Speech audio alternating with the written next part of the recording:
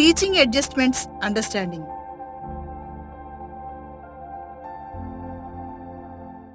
Hello teachers, బోధన దృశ్య మాలికకు స్వాగతం.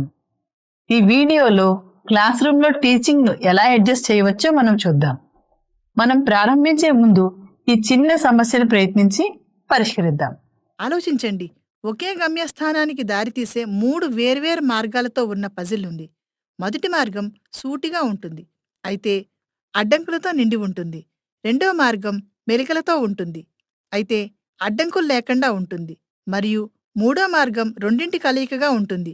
3 విద్యార్థులు పజిల్ ప్రారంభంలో నిలబడి ఉన్నారు మరియు చివరికి చేరుకోవాలి. టీచర్స్గా పజిల్ ముగింపుకు చేరుకోవటంలో, స్టూడెంట్స్కి సహాయపడటంలో మీరు ఎలాంటి అడ్జస్ట్మెంట్స్ చేస్తారు? మీరు వీడియోని ఇక్కడ పాజ్ చేసి ఒక్క క్షణం ఆలోచించగలరా? ఈ పజిల్ దృశ్యం క్లాస్ రూమ్ వాతావరణాన్ని ప్రతిబింబిస్తుంది.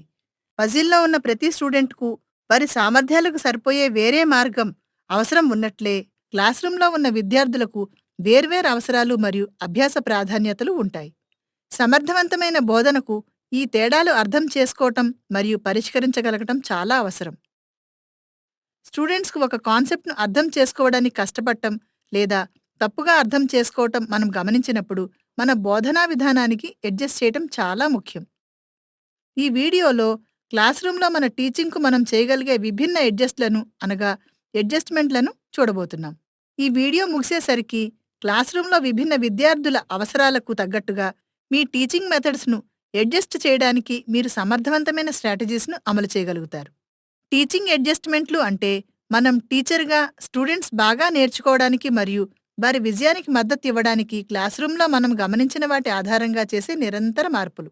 ఈ అడ్జస్ట్మెంట్లను అభ్యాస లక్ష్యాల పట్ల విద్యార్థి అవగాహన స్థాయిపై ఆధారపడతాయి. ఈ ఆధారాన్ని విశ్లేషించడం ద్వారా స్టూడెంట్స్ అవసరాలను మరింతగా తీర్చడానికి మనం మన టీచింగ్ యాక్టివిటీస్ను నిర్ధారించవచ్చు లేదా సవరించవచ్చు. సాక్ష్యాలను విశ్లేషించిన తర్వాత మరియు స్టూడెంట్స్ తమ అభ్యాసంలో ఎక్కడ ఉన్నారనేది అంచనా వేసిన తర్వాత మనం తెలివైన నిర్ణయాలు తీసుకోవాలి మరియు ఏవైనా తేడాలను సరిదిద్దడానికి తగిన చర్య తీసుకోవాలి. ఏవైనా అపోహలు క్లియర్ చేయడానికి స్టూడెంట్తో బ్యాక్ అండ్ ఫోర్త్ చర్చలలో పాల్గొనటం లేదా వారు కాన్సెప్ట్లను పూర్తిగా గ్రహించేలా నేర్చుకోవడానికి మరిన్ని అవకాశాలను కల్పించడం ఇందులో తరచుగా ఉంటుంది. ఉదాహరణకు, మ్యాథ్స్ ఫ్రాక్షన్స్ లెసన్ బోధించేటప్పుడు మరియు కార్యాచరణ సమయంలో అనేక మంది స్టూడెంట్స్ న్యూమరేటర్ మరియు డినామినేటర్లతో గందరగోళానికి గురవుతున్నట్లుగా మీరు గమనించవచ్చు. ఇలా తప్పుగా అర్థం చేసుకోవడాన్ని గుర్తించి మీరు లెసన్ని పాజ్ చేయాలని నిర్ణయించుకుంటారు. మీరు స్టూడెంట్స్ ధ్యాసను మీ వైపుకు మళ్లించి చర్చను ప్రారంభించి ఫ్రాక్షన్ యొక్క ప్రతి భాగం గురించి వారు ఏమనుకుంటున్నారో వివరించమని వారిని అడుగుతారు. వారు తమ ఆలోచనలను పంచుకుంటున్నప్పుడు వారు ఏవైనా తప్పుగా అర్థం చేసుకుంటే వాటిని శాంతంగా సరిదిద్దుతారు మరియు కాన్సెప్ట్స్ బలోపేతం చేయడానికి ఫ్రాక్షన్ సర్కిల్స్ వంటి దృశ్యాల సహాయాలను ఉపయోగించి మొత్తం తరగతికి స్పష్టమైన వివరణలను అందిస్తారు. ఇప్పుడు క్లాస్ రూమ్లో టీచింగ్ అడ్జస్ట్మెంట్లను చేసే వివిధ మార్గాలను పరిశీలిద్దాం. మాడిఫైయింగ్ కంటెంట్ అంటే చెప్పే లెసన్ కంటెంట్ను మార్చటం. చేంజింగ్ డెలివరీ అంటే లెసన్ చెప్పే విధానాన్ని మార్చడం. Varied levels of student tasks. కంటెంట్ను మాడిఫై చేయటం అంటే విద్యార్థుల అవగాహన స్థాయిలకు బాగా సరిపోయేలా బోధించే మెటీరియల్ను సర్దుబాటు చేయడం. కంటెంట్ను 4 రకాలుగా మాడిఫై చేయవచ్చు. మొదటిది సింప్లిఫై కాంప్లెక్స్ కాన్సెప్ట్, అనగా కష్టమైన కాన్సెప్ట్లను సరళీకృతం చేయడం. కష్టమైన కాన్సెప్ట్లను చిన్న మరింత నిర్వహించదగిన భాగాలుగా విభజించండి. స్టూడెంట్స్ గ్రహించేలా ఈ కాన్సెప్ట్లను సులభతరం చేయడానికి, నిర్వచనాలను వివరించడానికి మరియు స్పష్టం చేయడానికి సరళమైన భాషను ఉపయోగించండి. రెండవది అనాలజీస్ అండ్ ఎగ్జాంపుల్స్, అనగా సారూప్యాలు మరియు ఉదాహరణలను ఉపయోగించండి. స్టూడెంట్స్ రోజువారీ అనుభవాలతో వాటిని అనుసంధానించడం ద్వారా భావాలకు సంబంధించిన కాన్సెప్ట్లను డైలీ లైఫ్తో వివరించండి. సారూప్యతలు మరియు రియల్ వరల్డ్ ఎగ్జాంపుల్స్ సంక్లిష్టమైన ఆలోచనలను మరింత సాపేక్షంగా మరియు అర్థమయ్యేలా చేయడానికి సహాయపడతాయి. విజువల్ ఎయిడ్స్ అందించండి. లెసన్ను దృశ్యమానం చేసి బలోపేతం చేయడంలో విద్యార్థులకు సహాయపడటానికి డయాగ్రామ్లను, చార్ట్లు మరియు గ్రాఫిక్ ఆర్గనైజర్లను ఉపయోగించండి.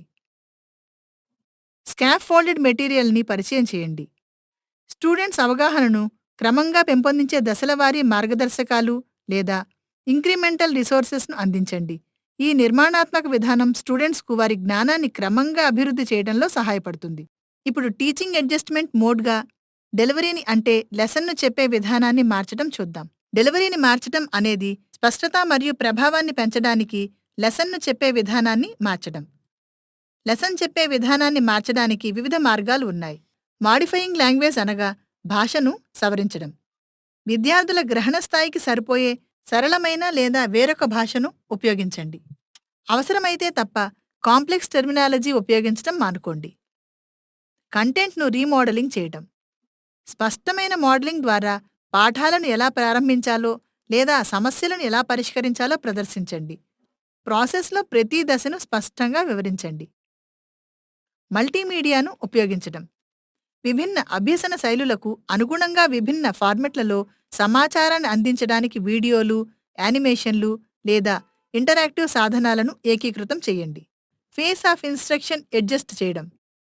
విద్యార్థుల ప్రతిస్పందనల ఆధారంగా కంటెంట్ డెలివరీ చేసే వేగాన్ని మార్చండి. సంక్లిష్టమైన విషయాల కోసం వేగాన్ని తగ్గించండి లేదా స్టూడెంట్స్ మెటీరియల్ను త్వరగా గ్రహించినట్లయితే వేగవంతం చేయండి. చివరిగా స్టూడెంట్ టాస్క్ల యొక్క వివిధ స్థాయిల టీచింగ్ అడ్జస్ట్మెంట్స్ చూద్దాం. దీని అర్థం ప్రతి స్టూడెంట్ అవగాహన స్థాయికి సరిపోయేలా టాస్క్లు, ప్రశ్నలు మరియు యాక్టివిటీలను కస్టమైజ్ చేయడం. ప్రతి పని విద్యార్థులందరికీ తగిన విధంగా సవాలుగా ఉండేలా ఇది నిర్ధారిస్తుంది.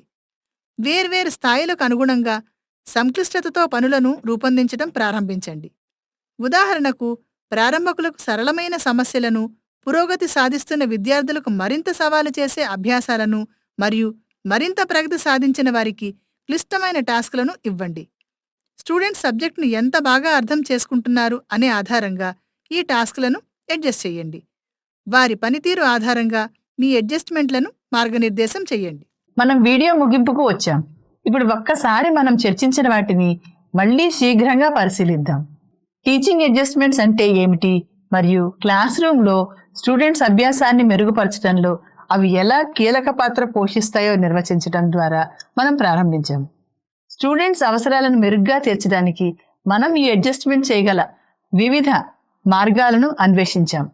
విద్యార్థుల అవగాహనకు సరిపోయేలా కరెంట్ను సవరించడం, పాఠం చెప్పే విధానాన్ని మార్చడం మరియు మన తరగతిలో విభిన్న అభ్యసన అవసరాలకు మద్దతు ఇవ్వడానికి వివిధ వ్యూహాలను చేర్చడంతో సహా టీచింగ్ అడ్జస్ట్మెంట్ చేయడానికి మనం అనేక పద్ధతులను పరిశీలించాం. టీచింగ్ అడ్జస్ట్మెంట్లను అమలు చేయటం స్టూడెంట్స్ విజయానికి గొప్ప తేడాను కలిగిస్తుంది. మీరు ఈ స్ట్రాటజీస్ను మీ రోజువారీ క్లాస్ రూమ్ టీచింగ్లో వర్తింపచేస్తారని మరియు మీ స్టూడెంట్స్పై అభ్యసనంపై సానుకూల ప్రభావాన్ని చూస్తారని మేము ఆశిస్తున్నాం. Thank you.